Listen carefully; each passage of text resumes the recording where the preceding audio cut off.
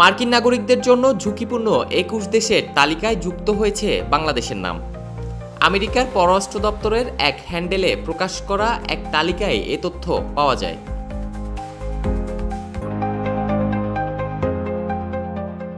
এতে বাংলাদেশ সহ ২১টি দেশকে লাল তালিকাভুক্ত করে চতুর্থ পর্যায়ে ভ্রমণ সতর্কতা জারির কথা জানানো হয়েছে। এটি আমেরিকার সর্বোচ্চ পর্যায়ে ভ্রমণ সতর্কতা। মার্কিন নাগরিকদের পরবর্তী নির্দেশ না দেওয়া পর্যন্ত এই দেশগুলোতে ভ্রমণ না করতে পরামর্শ দেওয়া হয়েছে।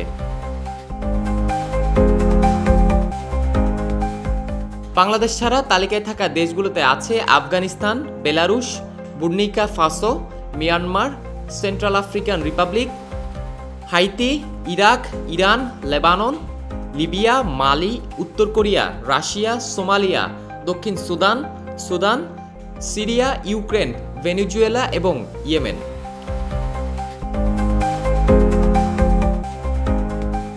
গত ৫ আগস্ট ছাত্র জনতার তীব্র গণ আন্দোলনের মুখে প্রধানমন্ত্রীর পদ থেকে পদত্যাগ করে দেশ ত্যাগ করেন আওয়ামী লীগ সভানেত্রী শেখ হাসিনা। এর পরদিন মার্কিন দূতাবাসের ওয়েবসাইটে চতুর্থ ধাপের ভ্রমণ সতর্কতা জারি করা হয়।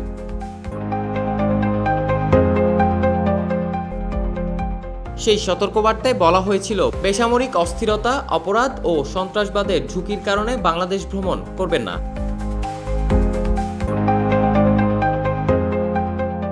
সন্ত্রাসবাদ সম্পর্কে সতর্ক করে মার্কিন নাগরিকদের উদ্দেশ্যে এতে আরও বলা হয়, এই সময় স্বল্প বা আগাম সতর্কতা ছাড়াই সন্ত্রাসী হামলা হতে পারে। বিশেষ করে পর্যটন গন্তব্য, বাস, ট্রেন স্টেশন, বাজার বা শপিং মল, রেস্তোরাঁ, ধর্মীয় স্থান, স্কুল, ক্যাম্পাস এবং সরকারি স্থাপনা আক্রমণের লক্ষ্যবস্তু হতে পারে। আন্তর্জাতিক ডেস্ক, মিডিয়া এক্সপ্রেস।